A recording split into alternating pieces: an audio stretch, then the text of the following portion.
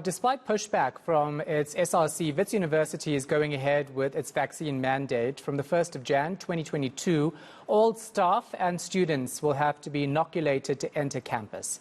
They'll have until March next year to actually either get the jab or apply for exemption.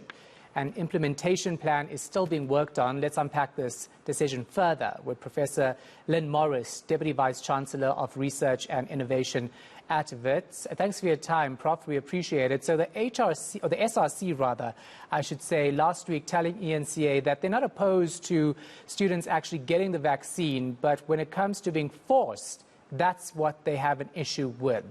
How do you actually resolve this before you get pushback next year? Thanks very much for this opportunity. So I think it's really important to remember, the reasons why we're doing this. And we're doing this for safety reasons. It's our duty to provide a safe campus and a safe working environment. And we know now from lots and lots of evidence that vaccines are very, very effective and they're very safe. And so we really are, therefore insisting that it's really a condition of being a student at Wits and of being a staff member at Wits that you are vaccinated. And that's what, we're implementing, the mandatory vaccination policy. Does that put any student at a disadvantage, or are there exemptions, especially in terms of medical reasons? So there are very few reasons why people shouldn't get vaccinated. As I said, these vaccines are extremely safe. But we do, however, we are making an allowance so people can apply for what is called reasonable accommodation. So they would need, to have a reason to apply for reasonable accommodation, and that would be, whether they may be prone to blood clots or something like that, very rare events, or they may have some religious reason that they do not want to be vaccinated. And the university will look to see if they can be accommodated. So can they, for example, if it's an employee, do they work in an office by themselves? Or if it's a student, can they be accommodated online? So we will try and do that. But I think it's important to remember that, Wits is a contact university. And, that really we do require people to participate in meetings and events. And so, that reasonable accommodation is not going to be possible for some people, particularly people who, and I'm thinking, people in the health sciences, for instance, who are dealing with patients, or even people who are dealing with the public or dealing direct with students. So it's not going to be possible to accommodate some people. When it comes to students in particular, I'm guessing you're going to have a harder time here because you say that Wits is a contact university. Because it might be unfair to these students who will eventually be told that, okay, we might give you online classes. In reference to religious grounds, it's something that's going to be very difficult for you to verify. How do you go about something like that? Well, again, that it's really more about whether they can be accommodated, whether we can allow them on campus so that they're not a risk to other people. And you talk about fairness, we really need to be fair to everybody else on campus because unvaccinated people represent a risk. And so really it's about protecting the rights of the vaccinated to have a safe working environment. And let me also add, that most students, certainly the ones that I've engaged with, really want to come back to university. They want to have the student experience. They want to be going to social functions and having friends, and they want to have a normal university life. Yeah, absolutely get you. What happens when a student comes to you and says, you don't want to let us in if we're not vaccinated, we want a refund in the fees that we paid and no longer be at Wits or study at Wits University? Is that going to be possible? Well, that is, so, that's, given that this is a condition for being on campus, then, and they're not able to meet that condition, then yes, they would be deregistered or they wouldn't be able to register. And particularly, again, in the case of the health sciences, we can't be having unvaccinated students interfacing with patients.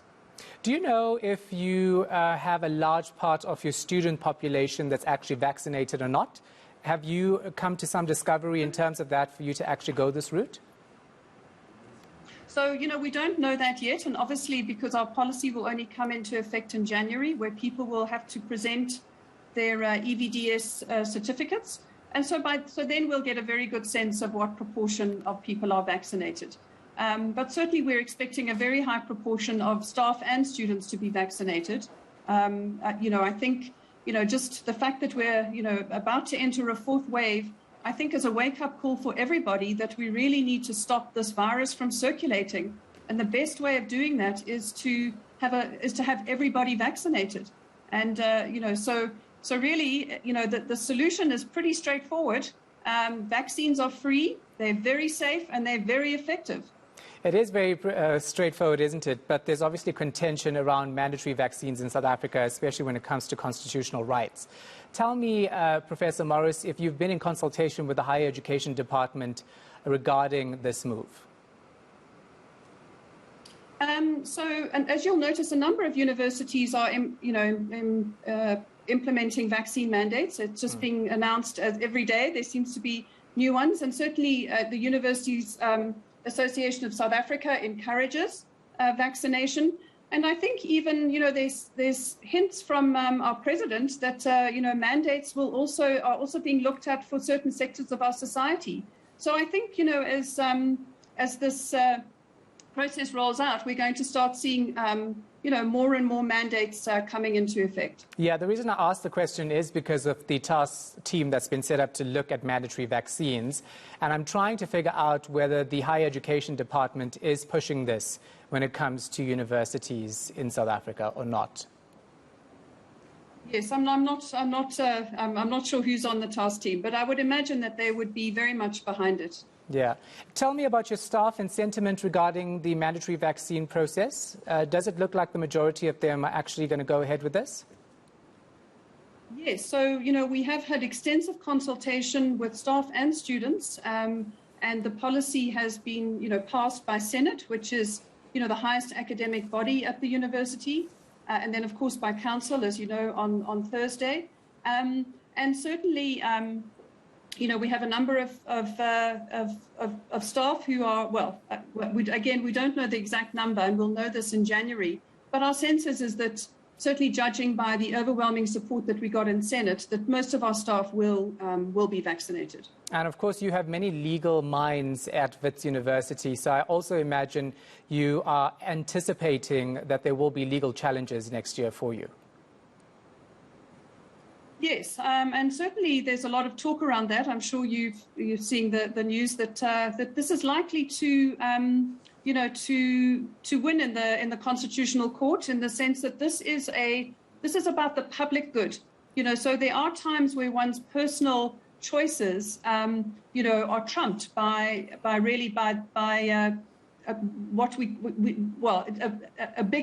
something that's bigger than yourself, which is of course what this is. Because, pro-choice is fine if it only affects yourself. But, pro-choice we cannot allow pro-choice if it impacts other people. And, that's exactly what, having a large number of unvaccinated people does. It poses a risk to the rest of us.